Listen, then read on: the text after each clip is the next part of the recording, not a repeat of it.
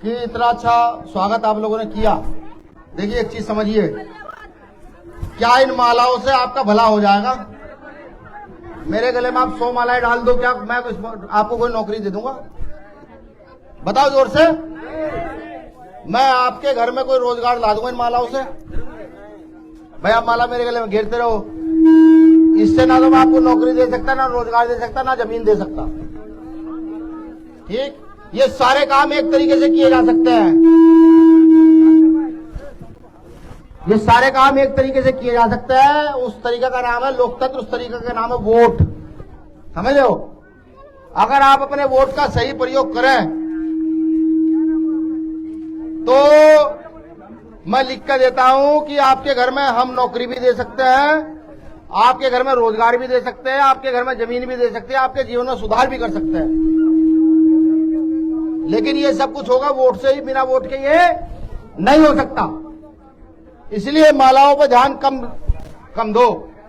नौकरियां कैसे लगेंगी, कौन लोग लगवाएंगे, आपके घर का सुधार कौन लोग करेंगे, इस बात पर ध्यान दो। देखिए भीम आर्मी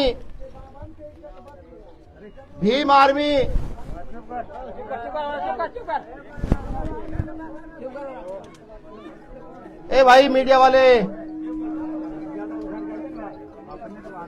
अगर आपकी ज्यादा खास बात है तो यहाँ के कर लो, नहीं ये हकीकत है भाई। ये आपको सोचना पड़ेगा कि आपके घर में, आपके टोलों में कौन सुधार करेगा, आपकी बेटियों की रक्षा कौन करेगा, आपके पति, आपके भाई जो बाहर जाते हैं, आपके बेटे जो बाहर जाते हैं दूसरे प्रदेशों में काम करने के लिए, कोई होटल में मर जाता है, कोई फैक्ट्री में मर जाता है, ठीक, उनकी आवाज कौन उठाएगा? ये बड़ा सवाल आपके पास होना चाहिए। बिहार में क्या बेटियों के बलात्कार कितने बड़े पैमाने पर होते हैं? कितने लोग हैं जो उन बेटियों की आवाज उठा के विधानसभा में उठाते हैं? कोई नहीं। ये समझिए, अगर आपको अपने जीवन में सुधार चाहिए, अगर आप ये चाहते हैं कि आपके जीवन में सुधार हो, तो अपने वोट का सही प्रयोग करना सीख लीजिए। मैं आया हूं भीम आर्मी की तरफ से कि भीम आर्मी के कार्यकर्ता को, जो आप ही का बेटा है, इनको आजाद समाज पार्टी ने टिकट दिया है। ये पार्टी आपकी अपनी पार्टी है भाई। चंद्रशेखर आजाद का नाम जानते हैं? कितने लोग भाई चंद्रशेखर आजाद का नाम जानते हैं? उधर ये बताओ पीछे कितने ऐसे माँ बहनें और भाई हैं जो भाई चंद्रशेखर आजाद का नाम जानते हैं?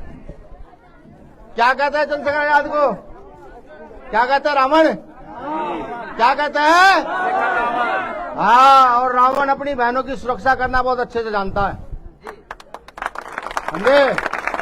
अगर आपने भीम आर्मी के प्रत्याशी को जिताकर भेजा तो मैं लिख कर दे रहा हूं, यहां का चाहे तो कलेक्टर हो, चाहे एसएसपी हो, चाहे पुलिस वाले हो, वो माला लेकर आपके घर के दरवाजे पर यहां खड़े रहेंगे। अगर आपके साथ कुछ गलत हो जाएगा, भैया माला पहन लो, जब आप मेरे गले माला डालना चाह रहे हो ना, तो उस समय वो अधिकारी यहां खड़े होंगे, माला पहन लो। लेकिन ये होगा तभी, तब ये जो मेरा परिवार है सभी एकजुट होगा, इकट्ठा होगा। ये दलित पिछड़ा कहते हैं, ये मुसलमान कहते हैं, ये सब इकट्ठा होगा, ये तभी हो पाएगा, वरना ये होना संभव नहीं है। हम पूरे देश में अपने परिवार को इकट्ठा करते हुए घूम रहे हैं। ये परिवार इकट्ठा हो और इस देश की गद्दी पर अपना कब्जा हो। जैसे सतगुरु रैदास ने कहा कि चाहूं ऐसा राज में मिले सबन को वन, छोट बड़े सब संग बसे रैदास रहे प्रसन्न। ये गुरु रविदास जी ने कहा 600 साल पहले। किने कहा?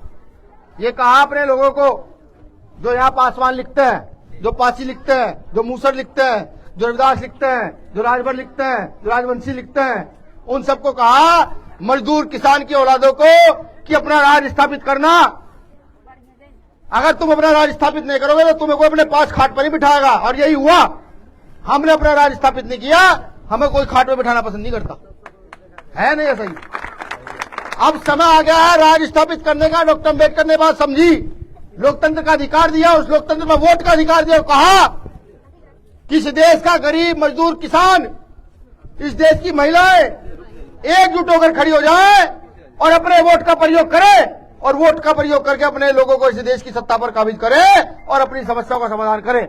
अपने अच्छे अच्छे घर बनवाए, अपने बच्चों की नौकरी लगवाए, जिन पर जमीनें नहीं है उनको जमीनें दी जाए, यहां सब बच्चों को शिक्षा जैसी दी जाए। ये गुरु रविदास 600 साल पहले कह रहे, बाबा साहब अम्बेडकर ने संविधान में लिखा। लेकिन हम ऐसे लोग आपस में लड़ते रहे, आपस में भिड़ते रहे, तेरी जाति ये, तेरी जाति ये, तेरी जाति ये ना। जो आदमी पूरे दिन मजदूरी करके पसीना जिसका निकलता है ना, उन सबकी एक जाति होती है। जो आठ दिन मेहनत करते हैं, खेत में मजदूरी करते हैं, उन सबकी एक जाति होती है। महिलाओं की एक जाति होती है। समझ रहे हो? हम सब मजदूर किसानों की औलादे हैं। हम सब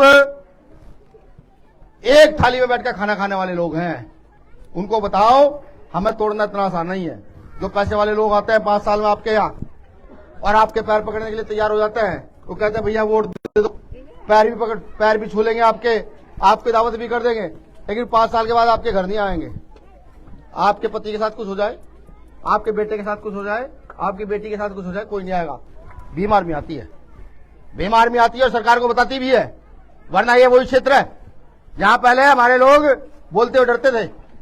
इस आदमी ने और भीम आर्मी ने मिलकर यहां बहुत बड़ा कारवा खड़ा कर दिया कि हमारे साथ गलत करोगे तो चुप नहीं रहेंगे। किसको वोट दोगे?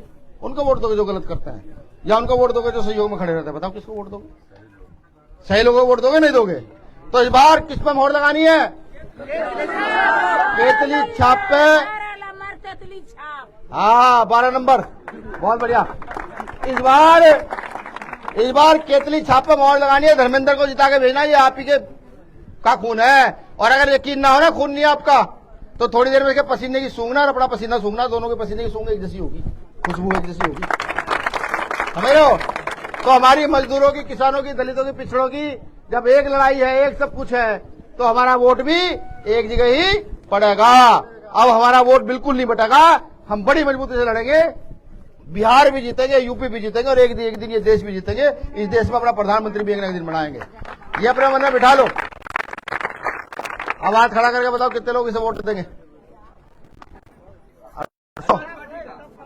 सुन लो, पहले हाथ खड़ा करने से पहले हो सकता है इसमें पैसे कम पड़ जाए, पैसे मांगने आ सके। ये ठीक है? नहीं, आप समझे नहीं। समझो मैं क्या कह रहा हूं। भाई ये गरीब प्रत्याशी है, कल कुछ पे पैसे खत्म हो जाए, गाड़ी में पैसे ना होंगे, चुनाव ये लड़ रहा है, तो पैसे किससे मांगेगा जाकर? समाज तैयार है मदद करने के लिए। अगर जरूरत पड़ी पैसे अनाज इकट्ठा कर लोगे तो भी केतली छाप का निशान है। अगर इसे जिता दिया तो पहले यहाँ दलित पिछड़ों की समस्या का समाधान होगा, तब जाके विधानसभा चलेगी। अगर हमारी समस्या का समाधान नहीं होगा, हमारे बच्चे नौकरी नहीं लगेंगे, तो इस देश में किसी के बच्चों को नौकरी नहीं लगने दिया जाएगा। शुक्रिया। जय भीम, जय भारत, जय श्री राम। 1 मिनट में आप भी अपना उद्बोधन कर दो और हमें चलने दो भाई। जय जय।